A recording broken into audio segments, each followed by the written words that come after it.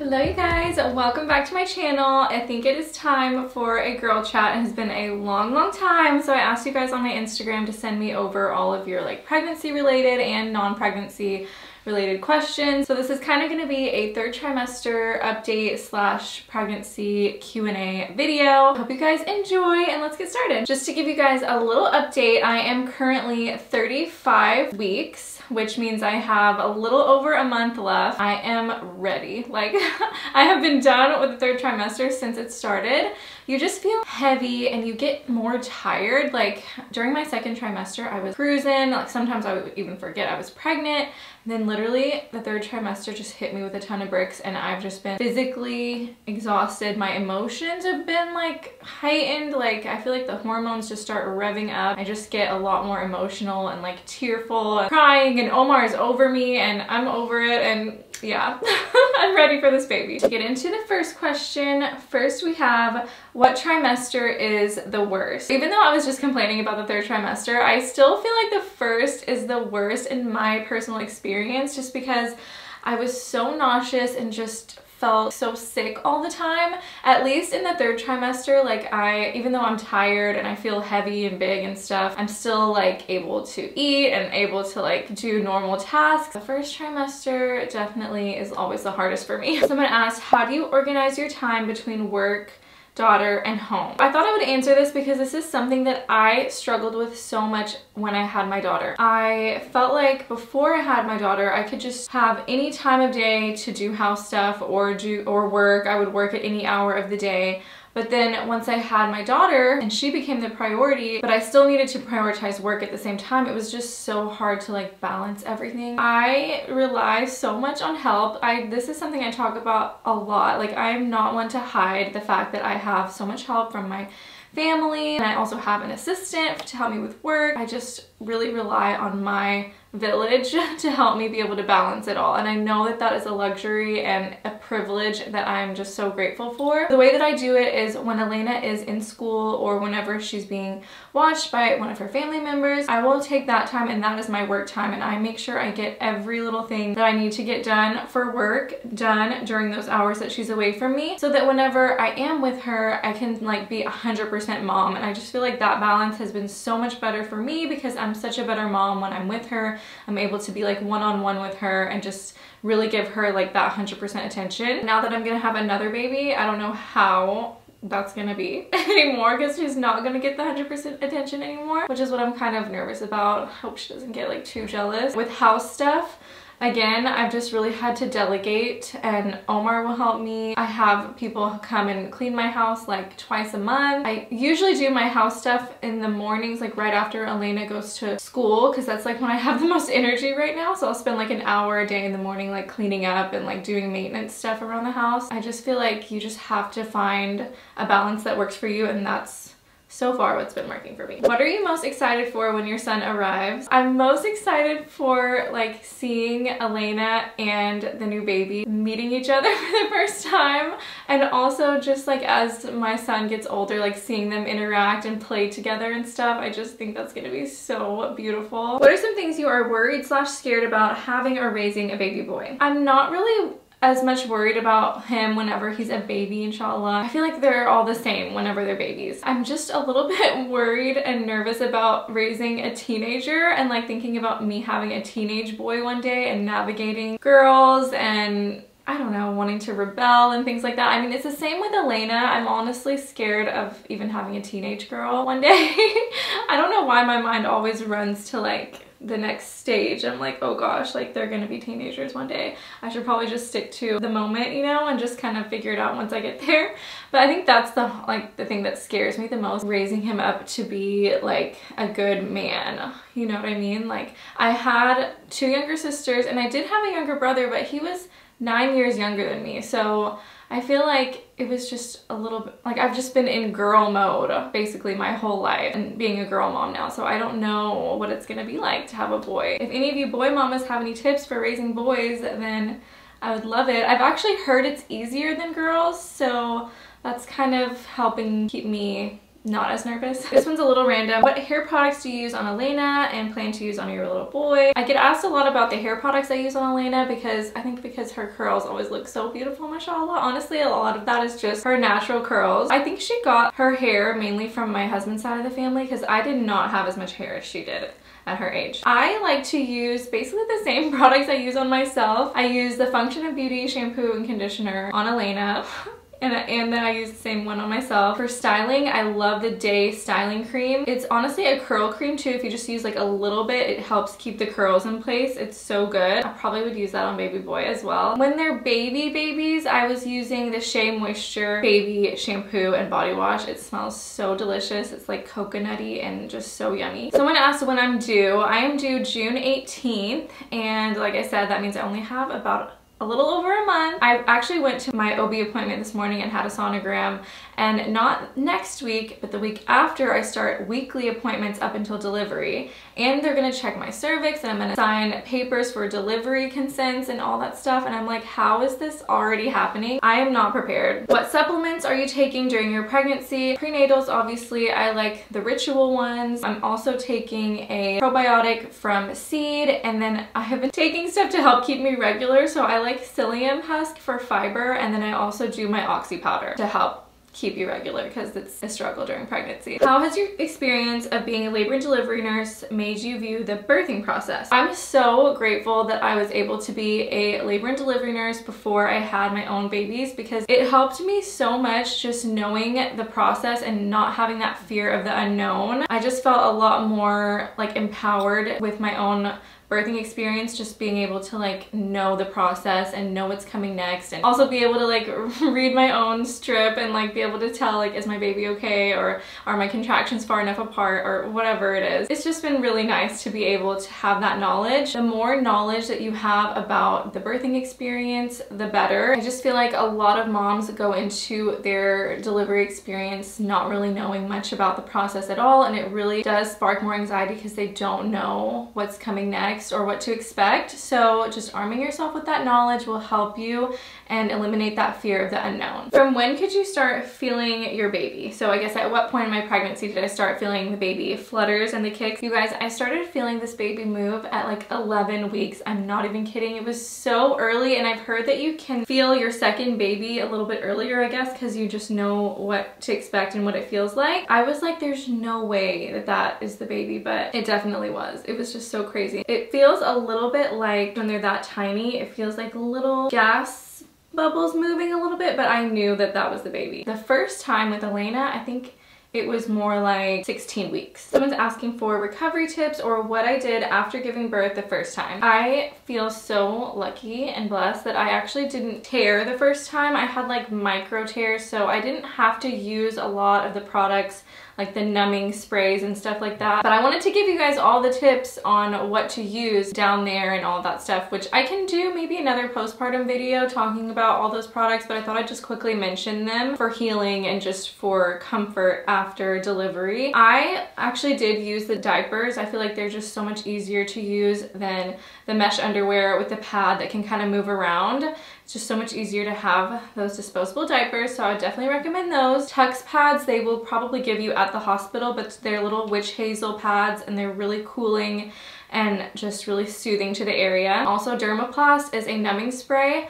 So what we would do is we would take the pad, we would put the Tux on top, and then we'd spray the Dermoplast. It was just kind of like a little concoction, and that was like the most soothing thing. You can also do an ice pack over top of that as well. As far as like just recovering, I would just take as much time as you need to rest with your baby. If people are willing to help you, don't have them come over and just hold the baby while you run around the house and do your housework that you need to get done, because that's what I did the first time, and I will not be doing that this time. If people are coming over to help me, then they're gonna come over and I'm gonna hold my baby, and they're gonna do my laundry or my dishes or whatever it is that I need help with while I sit and rest, because I'm really gonna try to prioritize just resting this time in my bed with the baby. That I feel like you need at least a couple of weeks until you can like really ease your way back into regular activities again. Next up, did you potty train Elena? This is no, we have not. We have not potty trained Elena. I'm planning on starting soon. I don't have like a plan at all. If you guys have any tips on potty training, leave it below. If you guys have any books that you read or anything, let me know. We started trying to just introduce her to the potty, so she's not scared of it anymore. Before, she would just cry if I tried to let her on it, but now she's like, she thinks it's fun to sit on it like mommy does, but nothing's happening. So, but I also haven't really started trying to actually potty train yet, so yeah, if you guys have any tips, let me know. How are you planning to transition Elena to becoming a big sister? I try to think back to like my mom and dad and what they did with us growing up. Like anytime I would get a new sibling, like how that transition went. But they didn't do anything special back in the day and we turned out just fine. Nowadays, people talk about getting a gift for the toddler that's from the baby so they can think like, oh, the baby got this for me. Like I love the baby now. People have told me to do that, so I might do that. As far as like transitioning to a big sister, something that I'm really planning on doing is having her more involved in helping me a lot. She loves helping with anything that I'm doing, cooking, cleaning, anything. I feel like it's just gonna be the same with the baby, where I'm gonna be like having her help me hand me diapers or wipes or helping me with anything that she can at her age. I think that's really gonna help her feel more involved and like she is a big sister. Do you feel different while pregnant with a boy versus a girl? I personally don't think the gender of the baby actually has any effect on the way you feel during pregnancy. I don't know. You guys let me know what you think. I feel like I feel pretty much the same. The only thing is I feel like this baby's a lot more active than Elena was and like a lot stronger. Like the kicks, I'm already feeling like jabs in my ribs and stuff. I didn't feel that until the very end with Elena. She was like a lot softer with her movements. That's probably not even a gender thing. That's probably just like differences between babies. But yeah, I think that's pretty much the only difference. What has been the hardest part of this pregnancy compared to Lele's? Love you lots. Love you too. This pregnancy has honestly been so much more emotionally, mentally challenging for me. I feel like this time around, I've just been dealing a lot more with feelings of not being good enough and overwhelming feelings. I think it might have to do with the fact that I'm just super busy this time around. I have like a lot of projects going on with work, with the house, having a toddler. The pregnancy hormones have really gotten me this time, and so I think mentally has been the hardest part this pregnancy. That's the hardest part. Are you using any oil on your stomach for stretch marks? I am using a couple different oils, which both of them are so nice, and I can link them below. The first one is the Osea body oil. It's like their algae something. It smells really, really nice. It has a pump. It's beautiful. And then the second one I actually got as a gift from Lauren for my birthday. She literally gave me the best birthday gift ever. It was like at the very beginning of my pregnancy. I have used all that stuff my entire pregnancy. But anyways, one of them was the oil, and it's by Clarins. It's like their aroma line. It smells like literally a spa, like lemongrass and eucalyptus or something. It's so good. It also has like firming properties, so it's really good for pregnant mamas. But I want to tell you what else she actually gave me in her gift, because if anyone's looking for pregnant mama gifts, then Lauren like nailed it. She got me a pair of Skims pajamas. They don't have to be Skims, but just like comfy loungewear. She got me a really comfy robe, a Necessaire body cream, and then the Clarins body oil. Literally a dream. I use all of those things like literally every week. Someone asked, what is your first period after pregnancy / nursing like? Is it heavier than usual? I can't speak for everyone. I'm not sure. I'm sure every woman is different, but for me, it was honestly a little bit lighter. It wasn't like any heavier than normal, and it was so much less painful, you guys. I think I've talked about this in a previous video or Q&A at one point. That was one thing I was shocked about. I've never heard anyone talk about it, but I guess a lot of women can have like less painful periods after they deliver a baby. I was trying to look up research about it, and I found some article that said they think that having a baby can get rid of some of those pain receptors in the area for a little bit of time. I don't know. Anyway, it was so much more comfortable, my periods, because I had really painful periods before I had Elena. So this was like a very good surprise. Towards the end, before I got pregnant, they did start kind of getting a little bit more painful again, but nothing near what they used to be. How was it traveling in the 3rd trimester? Girl, it was not fun. I felt so big and uncomfortable. I should have definitely done all my traveling that I needed to do in my 2nd trimester, because when we went to Umrah, I was feeling great. I was just normal, like I felt like myself. But this time it was just like harder to move, and like walking through the airport literally the next day, I was so tired after that. I don't know, I would recommend not traveling during your 3rd trimester if you can help it. Are you planning on breastfeeding? Thought I would answer this even though I did breastfeed Elena. I did like exclusive breastfeeding. She didn't really get any formula. In the beginning, we gave her a little bit because she was jaundiced, and then we just went back to just breastfeeding exclusively. This time around, I'm still planning on breastfeeding. However, I am gonna get some formula because I feel like I want to try to supplement a little bit at night, like maybe giving 1 feed of formula right before the baby goes to sleep to just help them sleep better during the night. I was so against this with Elena, I don't know why. And she was a colicky baby. I mean, who knows if it was really colic or maybe she was just hungry. I don't know. I remember my milk supply was like super low usually by the end of the day. It could have definitely been that Elena was just hungry before she went to sleep. So this time around, I'm gonna be prepared with some formula just in case. I'm just not gonna stress about it this time. Postpartum is known to be hard. How do you prepare for it? I think I talked a little bit about like the physical healing and just recovery a little bit earlier, but postpartum is also very emotional and mentally taxing as well, because you're having that huge hormonal shift after you deliver your baby. So there's baby blues that a lot of women go through for the first 2 weeks after delivery, where you feel really tearful and crying and just really emotional. There's also postpartum depression, which is more severe and lasts even further out of the 2 weeks after delivery. I think just being aware that that emotional shift is most likely going to happen, and just having the proper support around you and educating the people around you so that they know that that is something you're going to be going through as well, so they know how to best support you. I think that's really important. I'm struggling with gender disappointment, having a boy too. Any advice? I wanted to answer this because gender disappointment is actually a very real thing, and it's very valid, and it is okay to have those feelings. I'm really happy to be having a boy, obviously,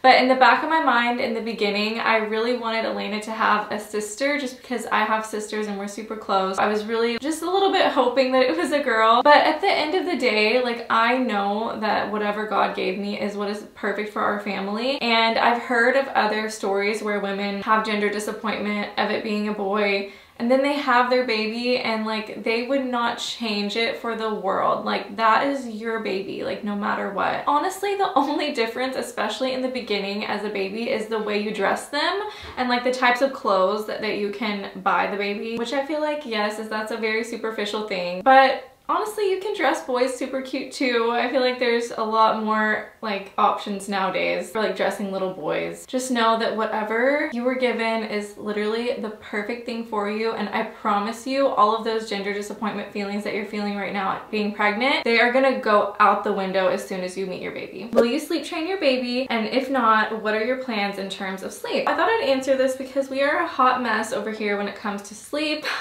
We wound up not sleep training Elena, as many of you guys know, and she actually still sleeps in my room, and she starts out in her own bed, and every single night without fail she will get into my bed in the middle of the night. This time around, Omar is very adamant about sleep training. We're gonna try, which we actually did try with Elena too, but she was not gonna be sleep trained and I couldn't handle it. Maybe this time we'll start a little earlier, maybe like 5 months or so. Last time we started around 6-7 months. We're really just winging it at this point, and if any of you mamas are in the same boat and your sleep is all over the place, that's us too. We do not have it together over here. Why didn't anyone warn me about postpartum constipation until it was too late?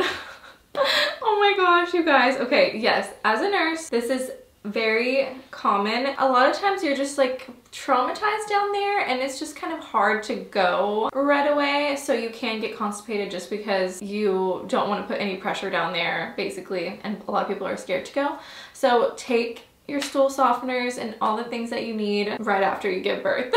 Just trust me. How do you deal with stress, anxiety, not feeling like you're enough? This has been basically what I've been dealing with this entire pregnancy, and it's been an emotional and mental battle for me basically this whole pregnancy. I think it was even before, but it just was heightened because of my hormones and just being pregnant. So I started talking to a therapist. She's actually a faith-based therapist, and she's also a life coach and things like that. I can link her down below. She's not accepting any new clients currently, but she has been such a help for me. You guys can follow her on Instagram, and she like gives really good advice and tips and things like that. I wanted to give you guys one of the little like bits of knowledge that she's given me about myself in case it helps any of you guys. One thing that I do is I overgeneralize, and whenever I say things about myself, I say things like, oh, I'm so dumb, I'm so stupid, I'm not enough, I'm a failure, and like I use all these big words to describe what I'm going through in that moment. And she said that that's easier to just say I'm a failure than it is to like sit there and think,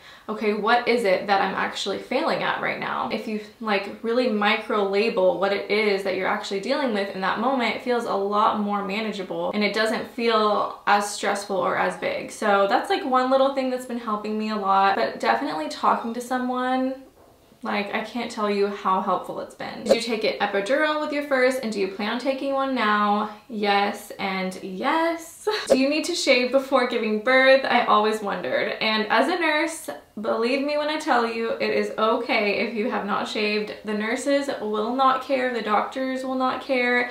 It's literally just another day at work, and it is completely normal. So if you haven't shaved, do not apologize or anything. I promise you nobody cares. I thought this one was funny because I've already thought about this. How do you feel by just imagining your son getting married someday? The fact that my son is not even born and I've already thought about him getting married one day is so funny. I actually did this with Elena too. I like literally think about her getting married all the time and having her own life and, you know,